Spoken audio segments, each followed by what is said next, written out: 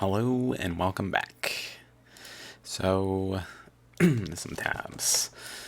I got some tabs. I was talking about this talk from Nick Zentner's channel by Sky Cooley recently, where he had this map with the calcretes on this side of this dividing line, pretty much. I bring that up because two things that I was just kind of glancing into. Maybe we can find this driftless area geology.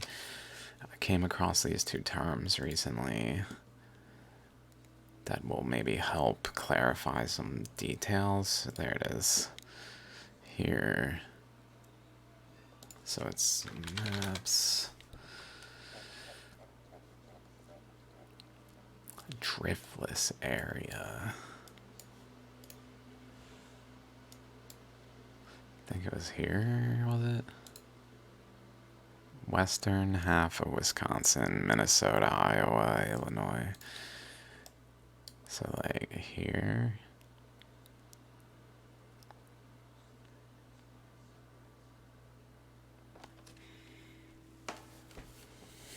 I don't know what to make of it exactly.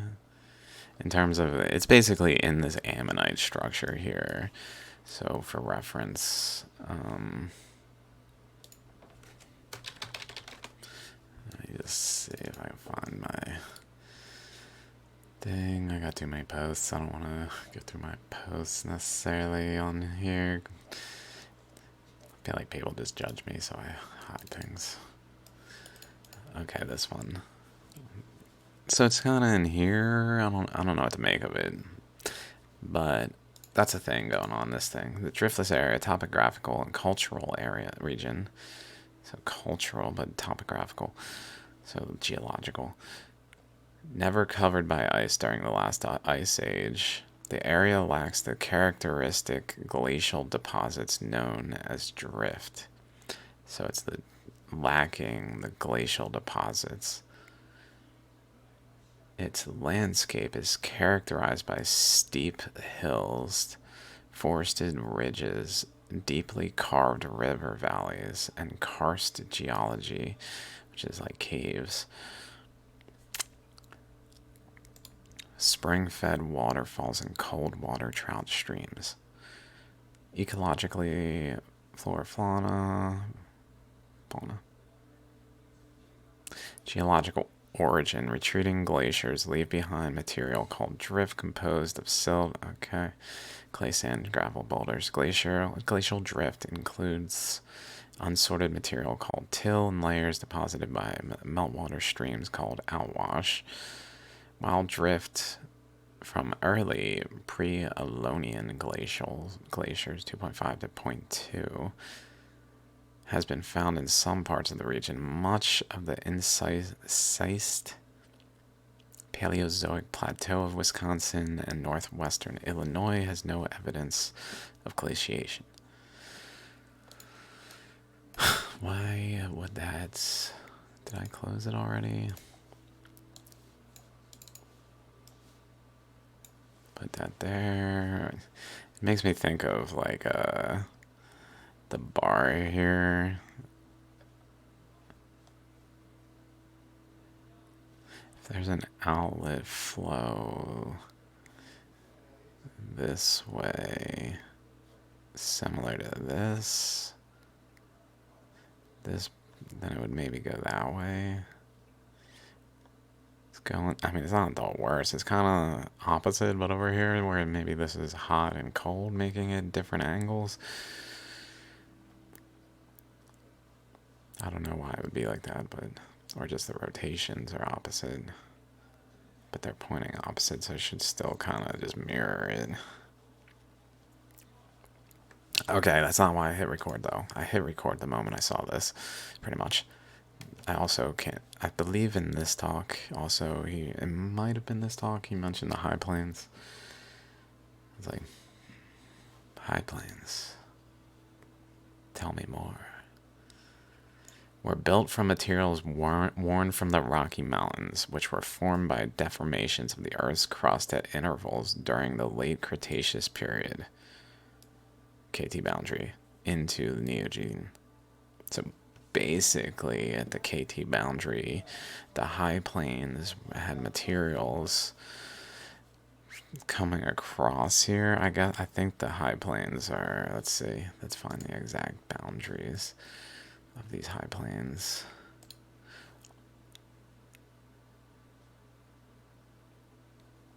Great Plains. So that's maybe, that might be it. Glaciated. Unglaciated.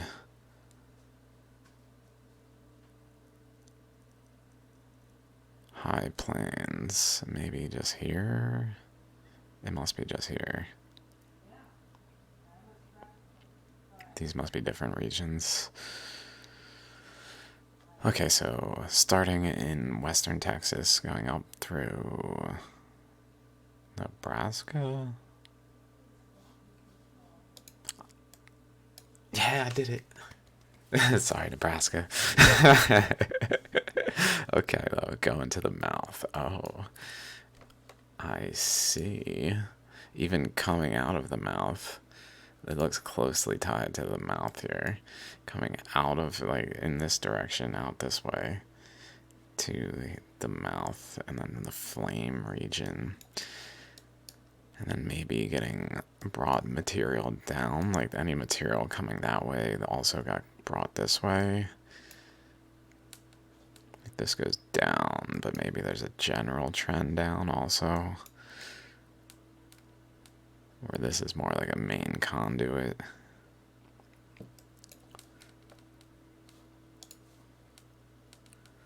I swore this was, they said Canada though.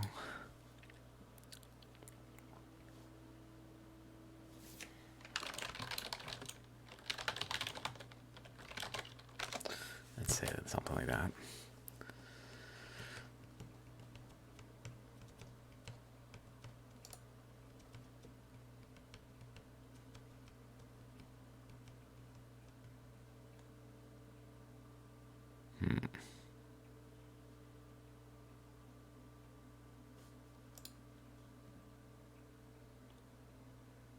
Interesting that they kind of stop in the area of the Siberian traps. Like if the last ice age is unrelated to the Siberian traps, they should be cold, and maybe this should extend further. But it seems to kind of stop at the Siberian traps. Maybe I'm even this map is like right there, although that's kind of into it, but it seems related to the Siberian traps shape.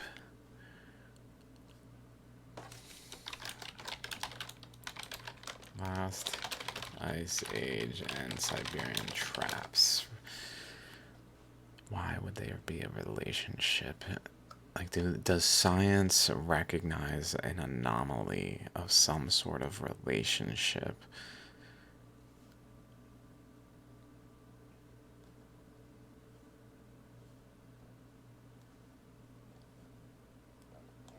No. Okay, let's just look at a map. Siberian traps map and just compare.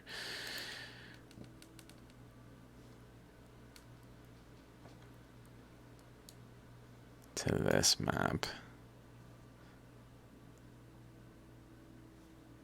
Here's this. It's not. Okay, it's actually in here.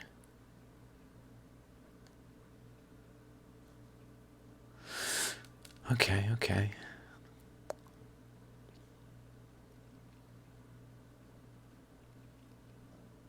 Still a little odd.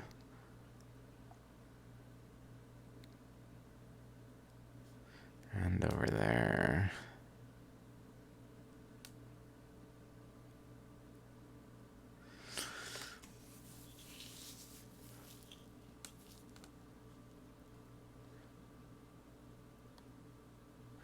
What is that about?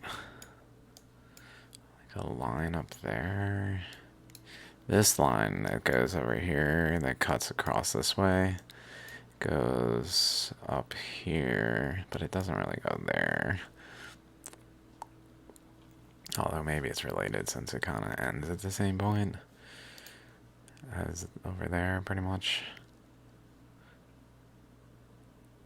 And then this boundary is also this boundary. Like, it doesn't show here so much as it shows like here to this point, which kind of would make sense. So we got some sense in those things. There's not so much with the Siberian traps. I was expecting more correlation, honestly. Where like there was an anomalously Siberian traps type of thing going on in the resultant glaciers. Like, it's kind of present over here where the Colombian River basalt are. Like, the glaciers basically stop as the Colombian River basalt approaches it. Like, the evidence of the glaciers stop, which suggests that there's a heat exchange.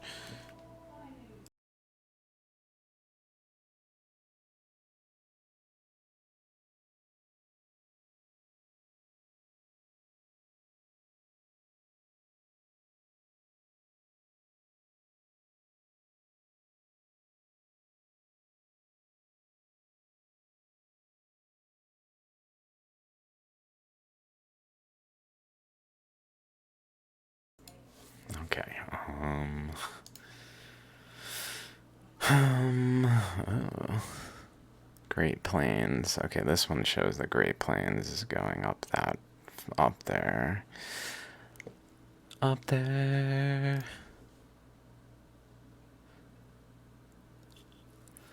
Rockies. So basically anything to near the Rockies had material brought over from them. From all of this pressure that was building over here. All this stuff going on was also bringing currents across into Yellowstone and through this way. Maybe even participating in this border, like that there was energy flows propagating this way specifically.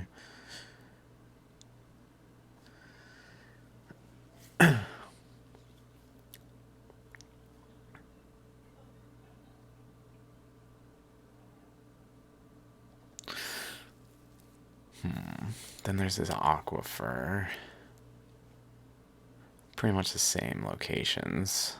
Strongly suggestive that the water just pulled there and drained into the ground. Like, it just went down there, filling the space in the middle.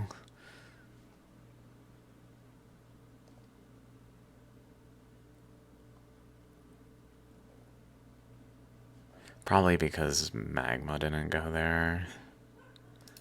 Like, magma went largely to Yellowstone and then largely kind of stopped. So maybe there was space over here that needed filled so that when water went on top, it just kind of drained through. It basically pushed down on the land, and then things started to drop down into the space below, which opened channels, and then the water drains through the channels to then fill the space below. So then there's a upward pressure against the things from falling in to kind of stabilize. Maybe, even though it's just water, maybe it's because it's contained by like other things like boundaries, support structures to the crust that are underneath the crust that kind of contain it, as well as over layers that are atop it, just forming an aquifer, large aquifer. Maybe that's why. I mean, it does seem pretty appropriately placed, starting in Wyoming, right there. Let's see. Over here, it looks like it's starting like right here at the opening of the mouth comes water.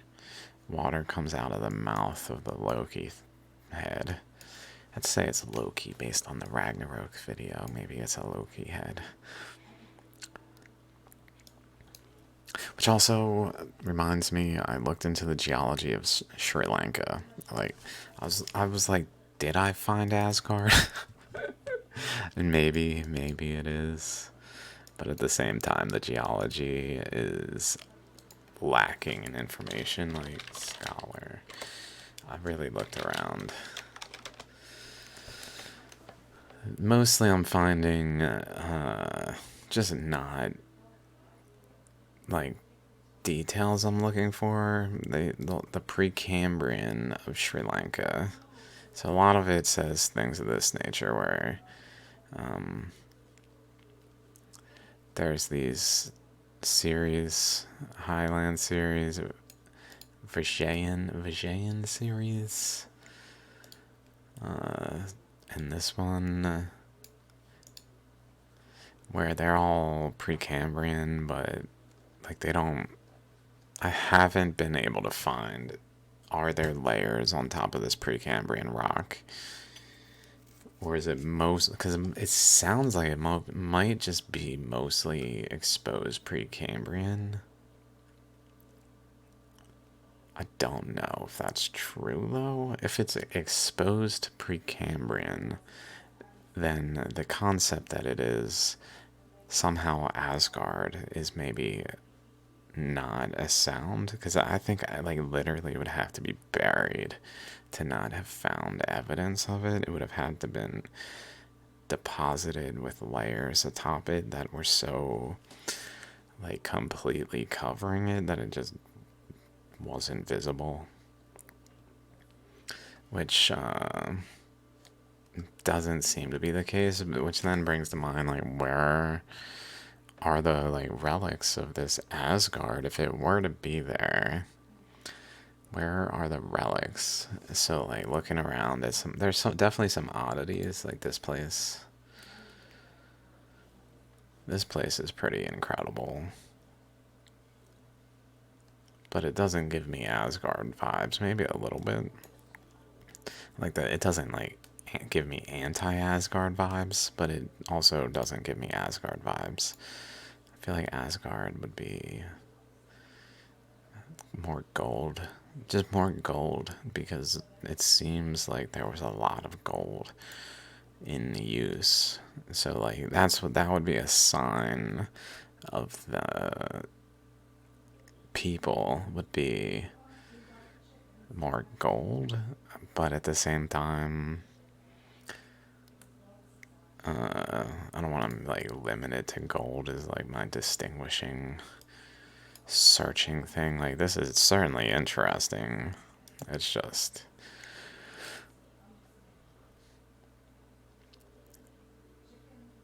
it is pretty interesting. It would be so crazy if I see this. Came across this before. I'm like, that's interesting. Now I come across a totally different angle of analysis. Like, could it be Asgard? Part of Asgard? I don't know. So I found that. Let's look around. Maybe Sri Lanka archaeology. There's that ring thing we found.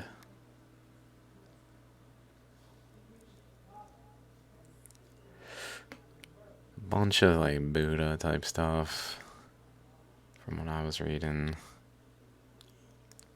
Oh, the Lion's Rock. I've seen this. This might be new. Updated 2023 adventures. Okay, that might just be new. Or is that here? Oh, is that here? Oh. Oh my god, it's like I didn't know there's a stairway up.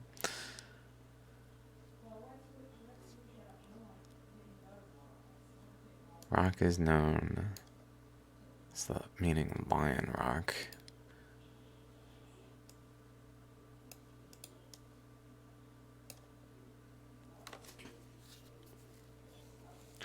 Sri Lanka lies off the southeastern coast of India, a small island about the size of West Virginia.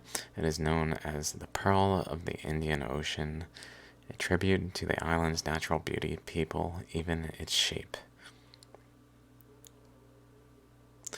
The region has been inhabited since the 3rd century BCE, making the site one of the historical and archaeological significance to Sri Lanka.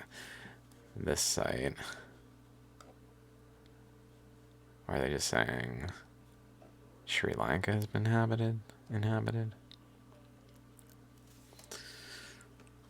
Deep in the middle of Sri Lanka, a massive column of rocks juts out from the green and tropical forest.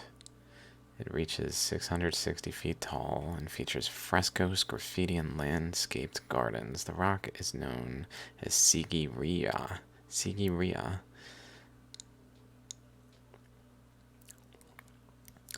It was established as a stronghold of a rogue king over 1,500 years ago, and today the Sigiriya complex stands as one of the earliest preserved examples of ancient urban planning.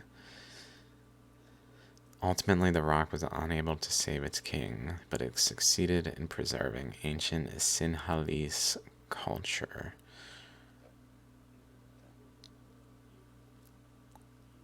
One of his sons wanted the throne, but knew his full-blood brother was next in line. Determined to stake his claim, schemed with the commander of the army to overthrow the king. Lore says Kashyapa, the schemer, showed little mercy on his father, walling him up while still alive. But the message was clear, and it sent Moggallana fleeing to southern India to escape a similar fate. With his dad and brother out of the picture, Kashyapa crowned himself king. One of his first orders of business was to relocate the royal seat to Sigiriya from the traditional capital of that other place where the circle is,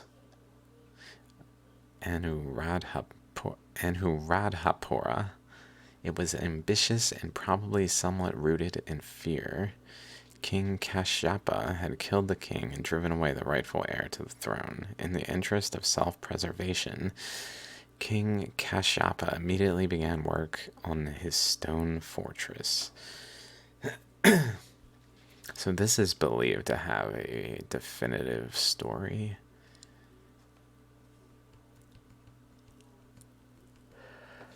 Give his forces a strategic advantage. Igneous rock earned its name from the enormous lion, which greeted visitors halfway up the rock on this small plateau. It was both a palace and fortress. Consisted of a citadel, constructed lavish gardens throughout. Top of the rock was home to beautiful landscaped gardens, and the upper palace, today the oldest surviving palace in Sri Lanka. The upper gardens employed an advanced irrigation system which utilized surface and subsurface hydraulic systems 1,500 years ago. I feel like that time they legitimately didn't know what they were doing. Like, they were lost, the knowledge was lost. They were starting over, very much so, more so than like 5,000 years ago, where they still had the knowledge somewhat. 1,500 to be doing a hydraulic subsurface hydraulic system in this, that sounds pretty advanced.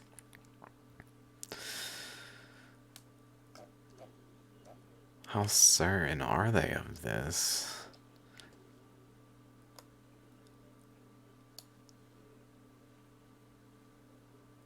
I am Budal. I came alone to see Sigiriya. Since all the others wrote poems, I did not.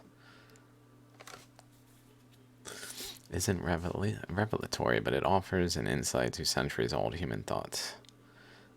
Yeah, it really did sound like a modern-day quote.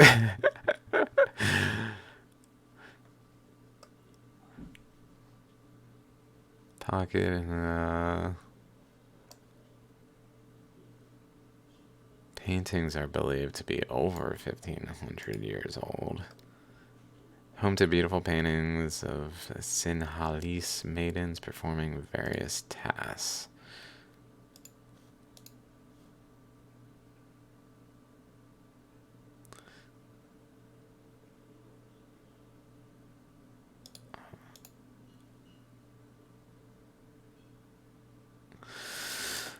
Performing various tasks. Maidens, they look quite lavishly decorated in gems. One of the most breathtaking features is the gardens.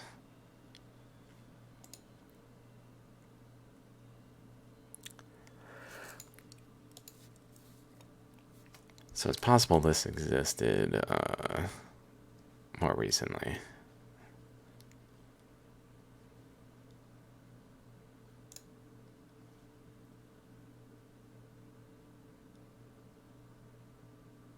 I don't know.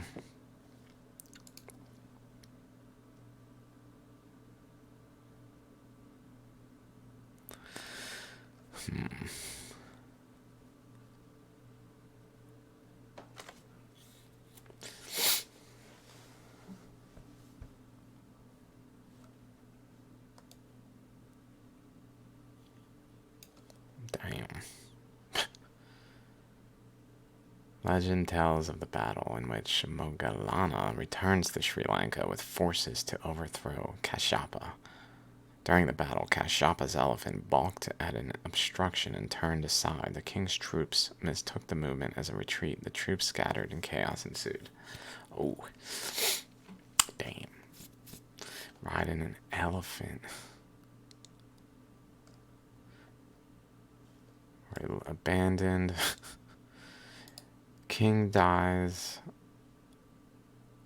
Or the Q king dies. And then it's just, this place is abandoned.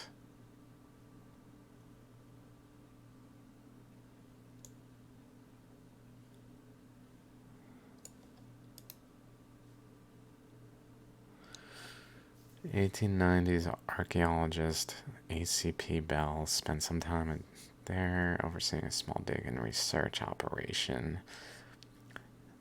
Turn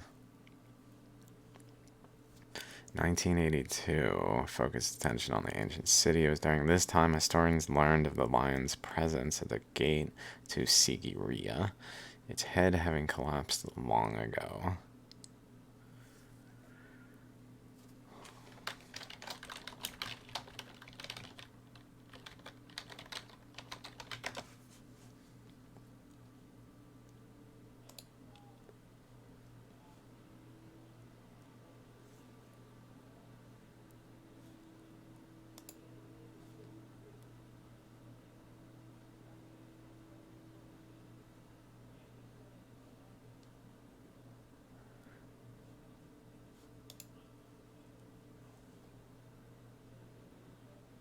Is that even...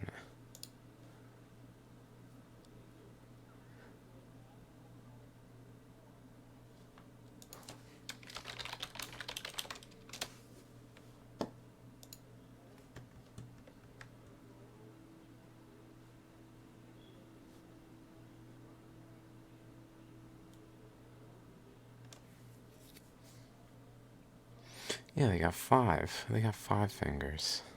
1, 2, 3, 4.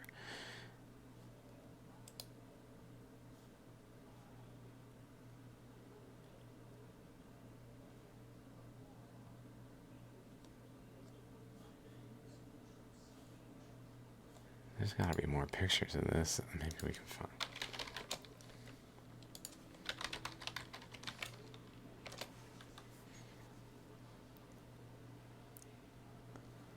Built by gods. Stories of the... I'll have to watch this one. Can we find the lion? Oh, wait. Is that there? That can't be there. Megalithic sites in Egypt and Okay, that was not there. Various scholars have suggested that the ancient builders knew how to manipulate the frequency of rocks, thus making them soft and much easier to transform and carve. Could this be how they removed...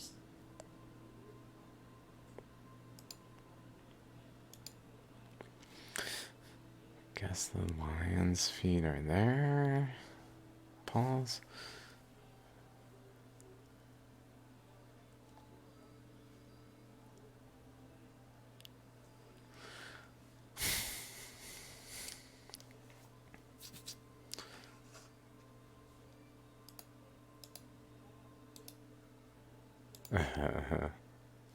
Identity. As you enter the site of Sigidia, you first notice two giant carved feet sitting at the front gate. The locals refer to these as lion's claws.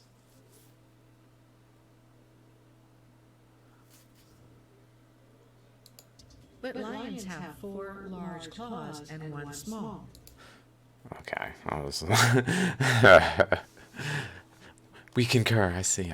The claws in Sigidia are 3. They don't even look like lion's claws, really. Which makes many people to believe that they actually depicted some sort of reptilian creature. Dragon claws. Most ancient reptiles had 3 large toes, and this is precisely what we observe at the entrance of Sigidia. Some locals refer to these feet as those of Ravana. Does that mean that Ravana was some sort of reptilian humanoid? In some ancient texts, it is claimed that Ravana was not fully human, only his father was. On the other hand, his mother was a completely different species and may have been a reptilian.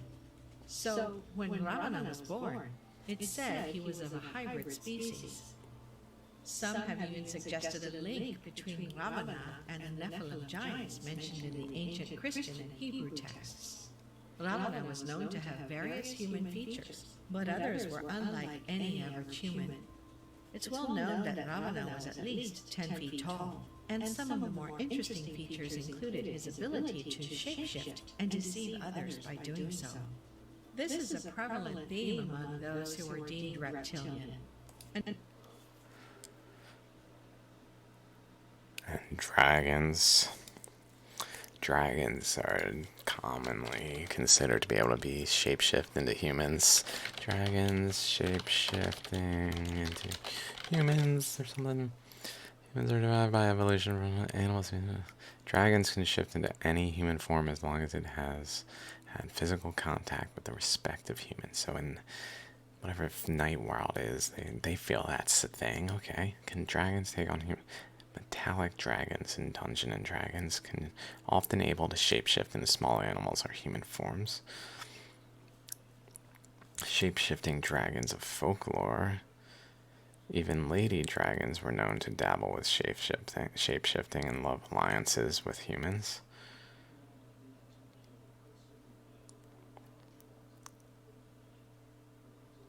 A were-dragon.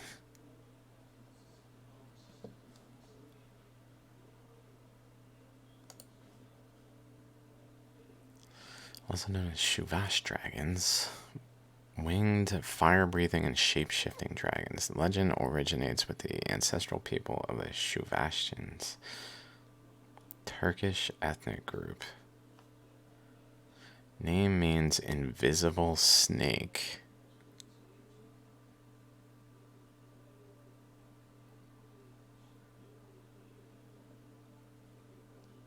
Shuvash dragon is fire snake.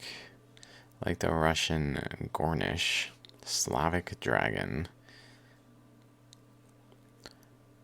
The creature has multiple heads and leaves a fiery wake when flying.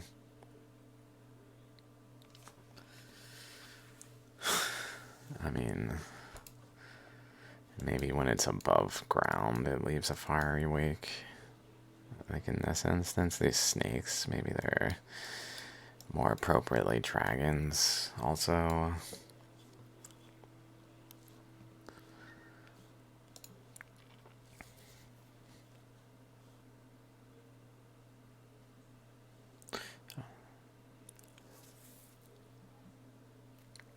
Evil figure in Persian mythology, evident in ancient Persian folklore as Azhi Dahaka. According to one legend, when the Bulgars came to found the town of Balar, they discovered a big snake living in the area. When they decided to kill it, the snake begged for peace and asked Allah to give him wings. Once he got wings, the snake flew away from Balar. Another great snake, or dragon, was said to live in a pagan tower temple at Alabuga, although the Bulgars adopted Islam as early as the 10th century. The snake allegedly survived until the time of Tamerlane's invasion.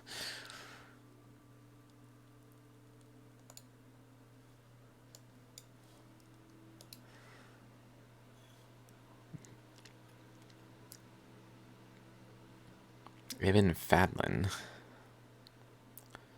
commonly known as, referred to numerous snakes, especially on trees. Once he saw a big fallen tree, which was longer than 100 ells.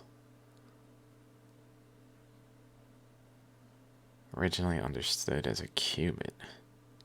Literally means arm. Elbow. Wrote that he'd seen a big snake at the trunk that had been almost as large as the tree itself. Allayed his fears, assuring him that the snake was not dangerous.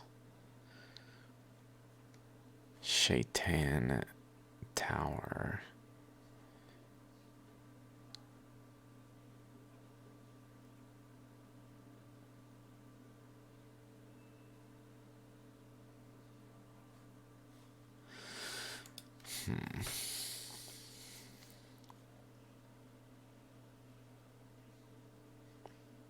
Whoa.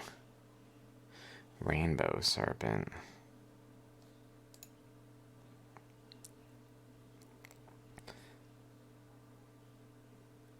Loa. Spirit of voodoo. Revered in regions across Africa and the Caribbean, namely in Benin and Haiti. Known as the rainbow serpent, Ayira Wedu is the spirit of fertility, rainbows, wind, water, fire, wild thunder, and snakes.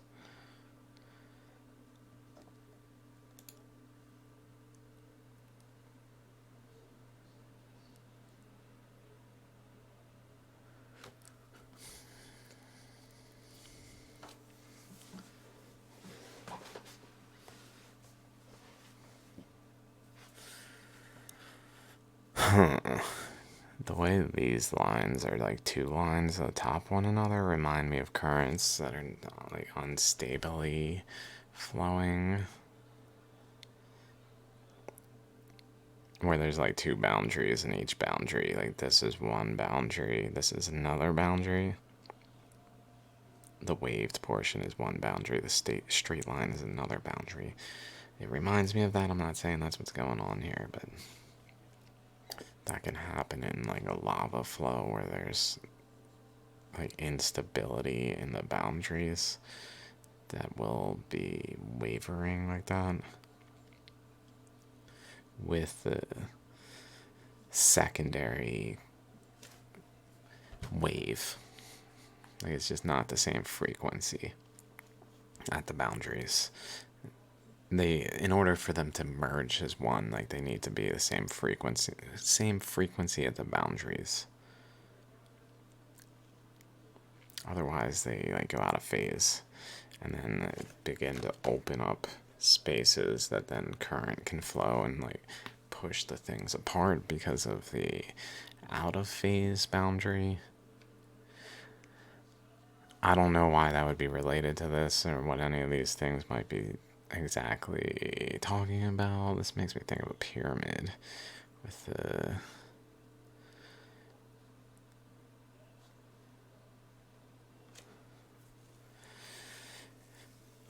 like Luxor, how they have that light beam out of it.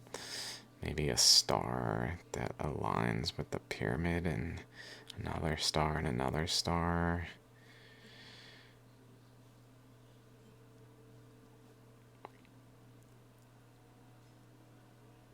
I don't know.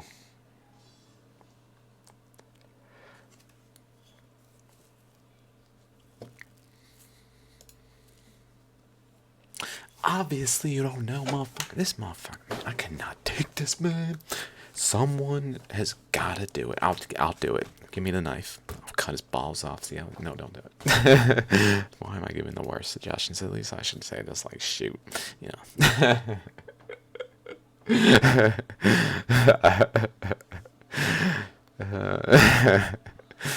No, don't do it. Anyone who hates me.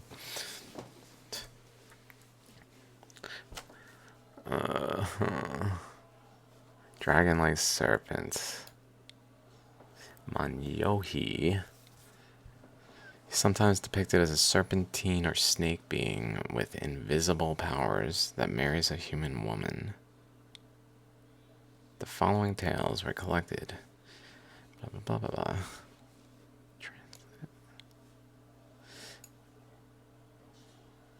First tale, Senkipeng. Where is this from? Sotho people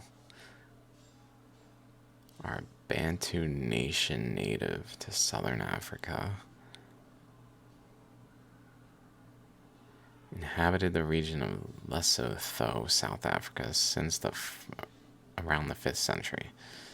Okay.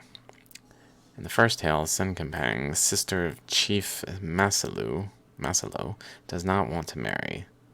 They go to a singing party at Marakapula and sing the whole day. Marakapula calls for rain, saying that Senkipang refused to dance with him, so it rains the whole night. The next day, Marakapula forbids everyone to give lodge to the girl.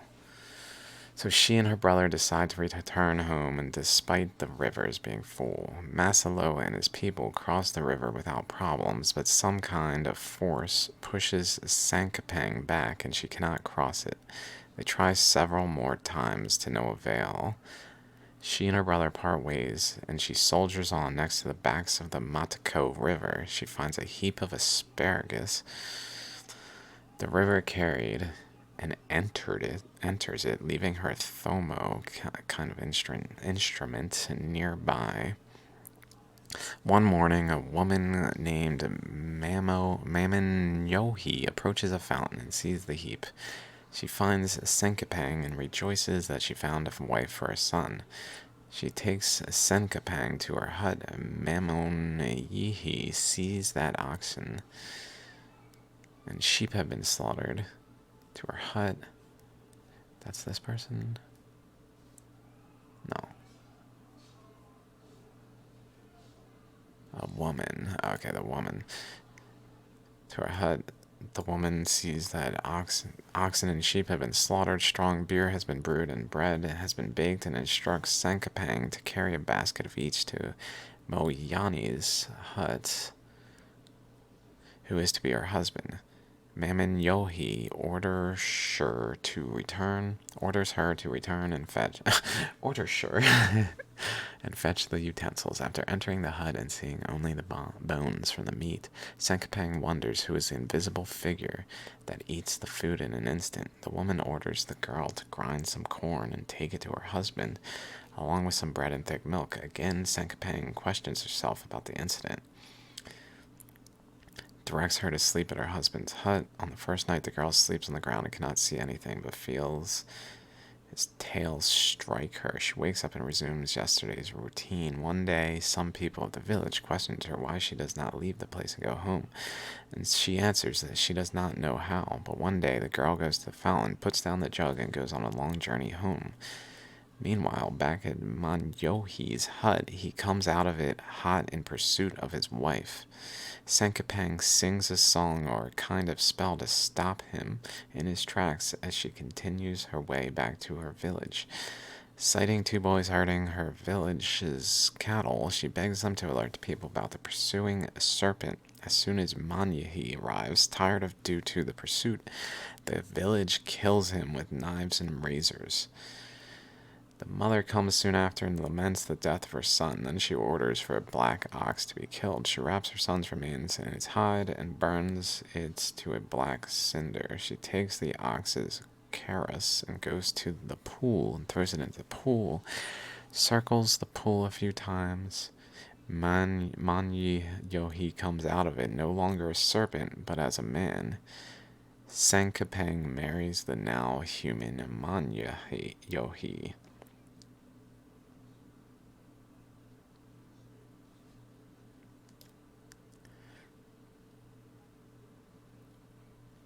Okay. Native American dragons. Horned serpents. Recurring figure of a horned serpent. Horned?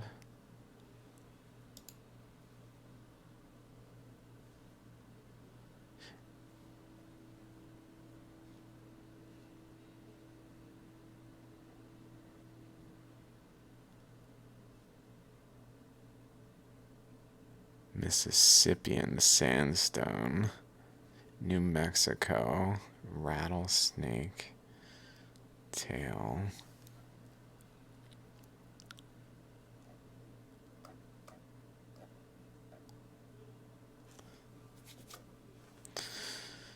Antlered deity of the something. Antlered deity.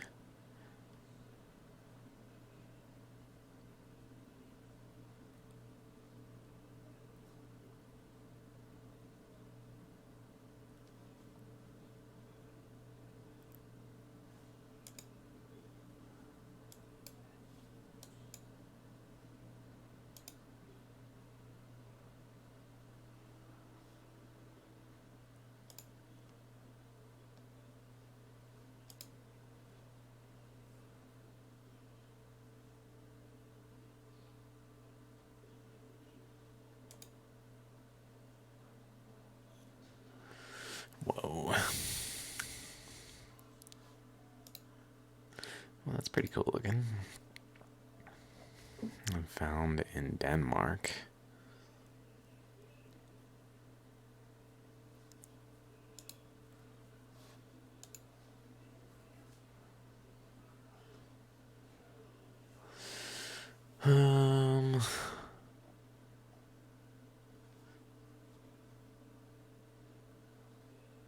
Dangerous reptilian water monsters which lived in ancient times. There were various shapes. In the end, the Thunderbirds destroyed them.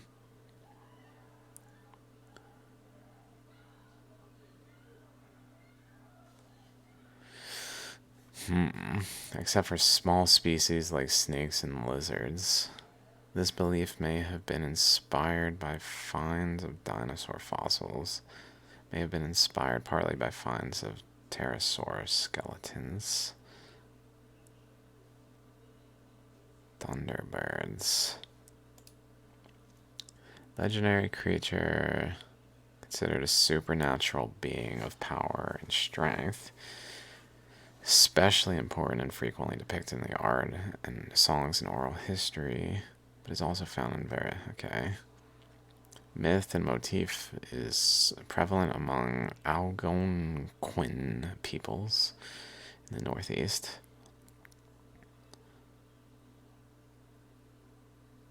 And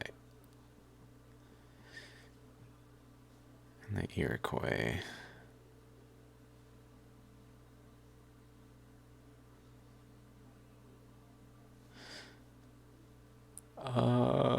Okay, the Thunderbird controls the upper world while the underworld is governed by the underwater panther or great horned serpent. So we got the Thunderbird here controlling what I would say the underworld, honestly, but it also like flows up top here, so maybe there's some like, although maybe this is the underworld relatively speaking, like up is down, down is up kind of thing, and some other angle perception that is taking it, like that's viewing things through where this is the underworld. So the bird influences the Earth's undercurrents are actually overcurrents in that view. So it's like the bird controls the upper world while the underwater panther, which I talked about in my Black Panther videos over here. It's hard to see without Google Earth at the very minimum.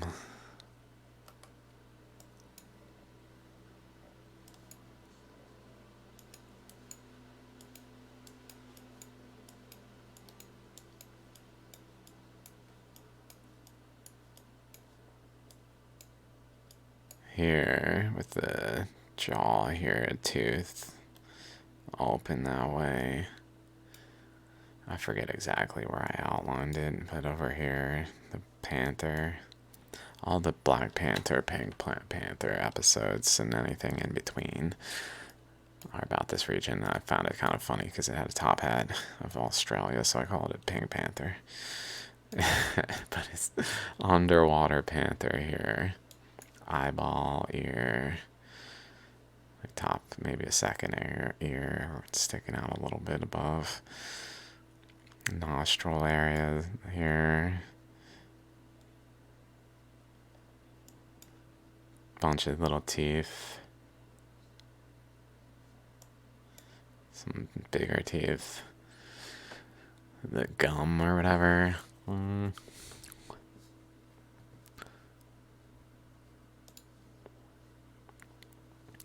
While the underworld is governed by the panther or the great horned serpent. So, like, once the earth expands, it creates this region. But then maybe that leads to more prevalent. Like, I know.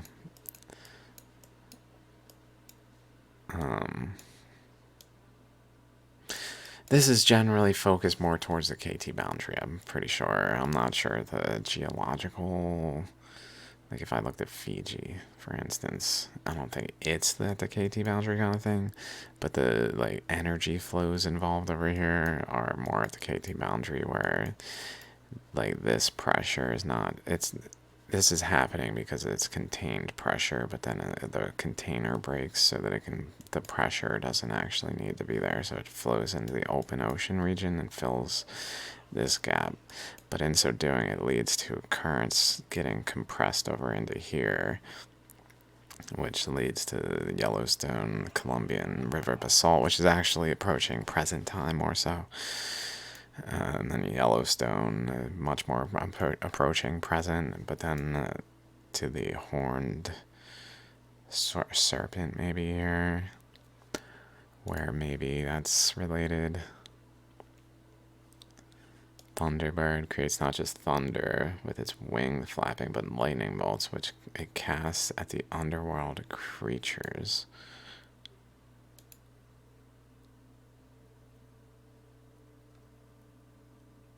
Thunderbirds in this tradition may be depicted as spread-eagled bird, wings horizontal, head in profile. But it also quite common with the head facing forward, thus representing an X-shaped appearance overall.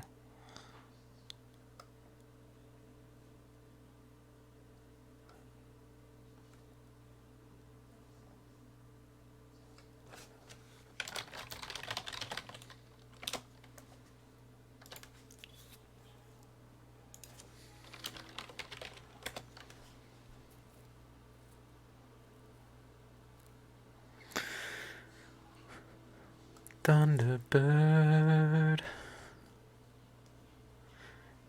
I mean, I would just tie this to the India storm and Dwarka. Thunderbirds were created to fight the underwater spirits. Nanabazho, also known as Nanabush, is a spirit in Anishinaabe Arizuken, particularly among the Ojibwe. Anobazho. Oh my god, sorry guys. Can't read any of it. Figures prominently in their storytelling, including the story of the world's creation. Trickster, figure, and culture hero. These two archetypes are often combined into a single figure in First Nations mythology, among others. Nanabazo can take the shape of male or female animals or humans in storytelling. Most commonly, they are in animals such as a raven or coyote, which lives near the tribe and which are cunning enough to make capture difficult. While the use of nanabush through storytelling can be for entertainment, it is also used as a way to pass down information, general life lessons.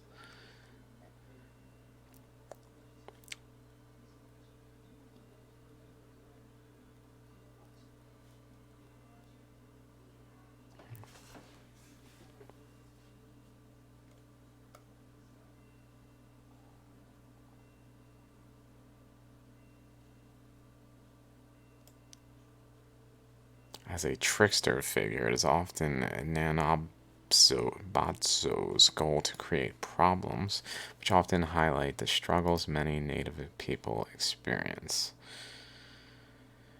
Shapeshifter, gender fluidity. Paul Bunyan, fight with Paul Bunyan. Similar characters in other native cultures.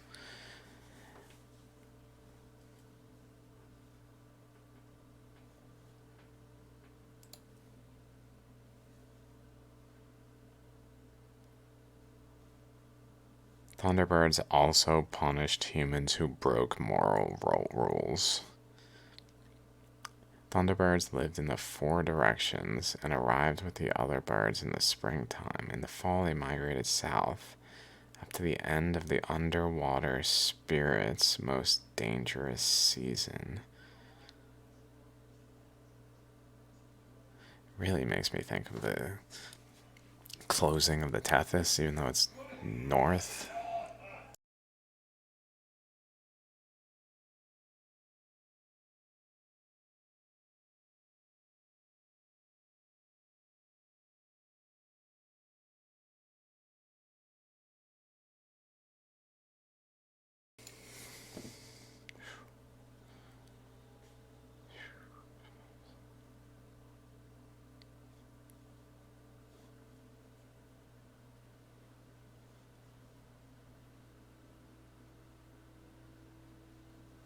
Interesting.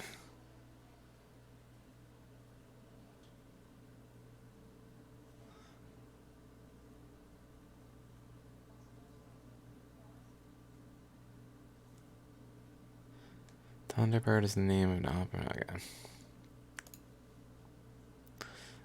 Okay, guys, I'll be back. Probably not the most useful episode. I was just kind of researching, I guess, and a couple things here and there that are interesting. Nothing very conclusive or anything, but so it goes. See you next time.